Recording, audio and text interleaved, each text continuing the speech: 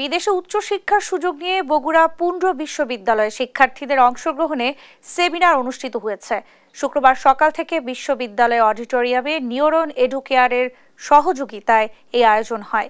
এ সময় উপাচার্য অধ্যাপক ডক্টর চিত্তরঞ্জন মিশ্রের সভাপতিত্বে বক্তব্য রাখেন অধ্যাপক ডক্টর হোসনে আরা বেগম।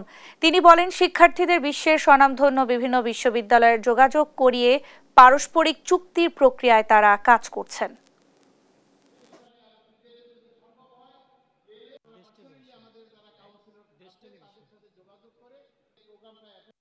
আজকে আমরা এখানে যে সেমিনার করলাম, এটা নিউরন এডুকেয়ার লিমিটেড একটা অত্যন্ত স্বনামধন্য প্রতিষ্ঠান, যারা আমাদের বাংলাদেশি স্টুডেন্টদেরকে বিদেশে হায়ার এডুকেশনের জন্য with a very minimum cost এবং স্কলারশিপ দিয়ে পাঠিয়ে দেয়।